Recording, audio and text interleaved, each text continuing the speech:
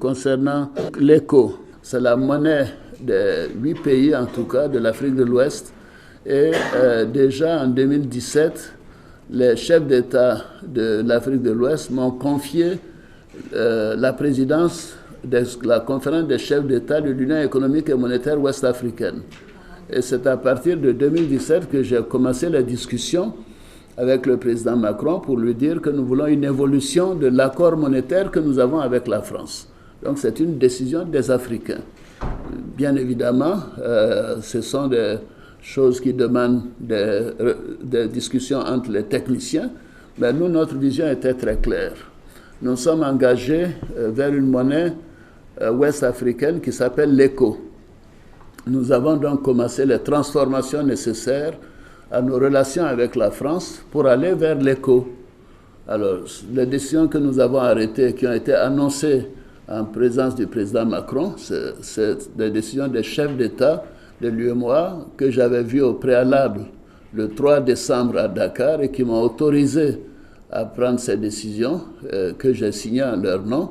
Un, c'était de dire que nous allons abandonner la terminologie de franc CFA et nous allons nous orienter vers l'appellation de l'éco quand nous allons mettre l'éco en place. Donc c'est notre décision.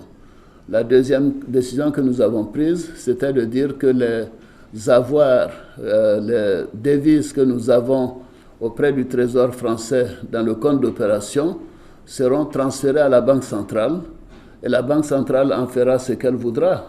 Elle peut placer une partie à la Banque d'Angleterre, à la Banque du Canada, à la Banque de France, ailleurs, mais ces réserves ne seront plus au Trésor français et le compte d'opération sera fermé.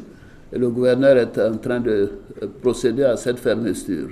La troisième décision que nous avons prise, c'est de dire que les Français ne siégeront plus au conseil d'administration de la Banque centrale, au comité de politique monétaire de la Banque centrale et à la commission bancaire.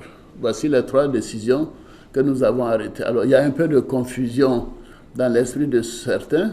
Le franc CFA continue de circuler jusqu'à ce que l'éco soit mis en place. Mais je signale que les Cap-Verts ont exactement le même système que nous avons aujourd'hui avec donc la France. Les Cap-Verts ont une monnaie qui est ancrée sur l'euro et qui a la garantie du Portugal.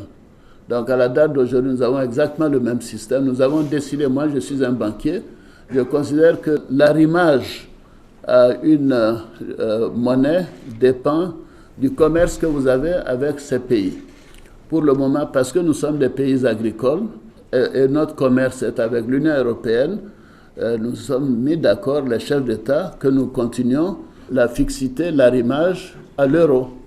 Parce que c'est ça qui est dans notre intérêt. Si nous étions tous des pays pétroliers, peut-être que nous aurions arrimé notre monnaie au dollar, comme le fait l'Arabie saoudite. Les gens oublient cela, l'Arabie saoudite c'est 10 fois l'UEMOA, mais leur monnaie est arrimée au dollar, parce qu'ils exportent le pétrole essentiellement vers les États-Unis. Nos importations vont vers l'Europe, produits agricoles, cacao, café, etc. Donc nous nous arrimons à l'euro. Maintenant, qu'est-ce qui va se passer quand nous arriverons à remplir les critères de convergence? Déjà, je pense que les 8 pays de l'UEMOA remplissent quasiment tous les critères de convergence en 2019, mais pas tous encore. Les Cap-Verts remplissent les critères de convergence. S'il y a un ou deux autres pays en 2020 qui remplissent les critères de convergence, ces 10 pays ou 11 pays ou 12 pays commenceront à former l'éco avec une banque centrale commune et également avec une décision de la parité de la monnaie. Supposez que le Ghana rentre dans cette union l'année prochaine ou dans un an, le Ghana est un exportateur de pétrole, ils pourront dire, au lieu que nous soyons arrimés essentiellement à l'euro, peut-être nous devions être arrimés à une combinaison euro-dollar. Vous voyez donc, c'est du fantasme quand j'entends des gens dire, que la France... non, là, je trouve que le président Macron est une génération vraiment moderne. Il a compris que c'était mieux pour les pays africains qu'à s'ils décident de faire ce changement, qu'ils le fassent. Et nous prenons nos responsabilités, nous l'avons fait. Et la France, nous continuons de demander la garantie de la France parce que pour notre monnaie, pour la stabilité des marchés. Et depuis que nous avons pris cette décision, vous voyez le marché de Londres, de New York ou de Paris, ça n'a pas bougé. Les taux d'intérêt sur le franc CFA à moyen et long terme, le taux d'intérêt sur notre dette, ça n'a pas bougé. Le taux d'inflation est toujours aussi faible. Je fais preuve d'humilité, mais je suis quand même ancien gouverneur de la Banque centrale, ancien directeur général adjoint du Fonds monétaire international. Je sais ce qui est bon pour mon pays. Donc les propos des populistes ne m'intéressent pas. Nous faisons ce qui est dans l'intérêt de nos populations, et nos populations ont un système qui marche. Nous avons 6 mois, vous savez, de réserve de change en devises. Aucun autre pays de la zone ne l'a au sein de la CEDEAO. Alors, donc, nous voulons continuer cette garantie de la France au cas où, mais nous savons que ça ne va pas jouer puisque nous avons suffisamment de devises.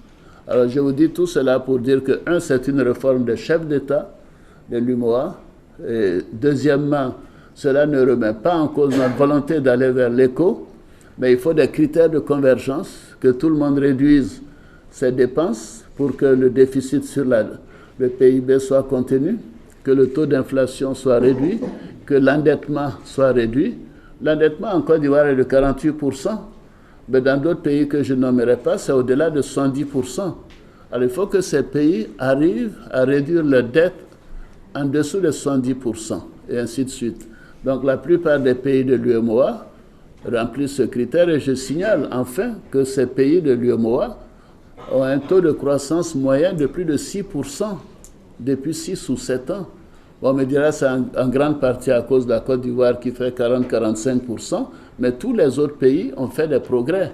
C'est-à-dire que la politique monétaire est bien menée, elle est bien gérée, les politiques structurelles, macroéconomiques sont également donc confortables. Voilà, donc je tiens vraiment à faire cette prévision, c'est notre décision, et nous allons vers l'éco. Quand l'Europe a décidé de l'euro, vous savez, l'addition a été prise, mais il a fallu 3 ans pour que ça se matérialise.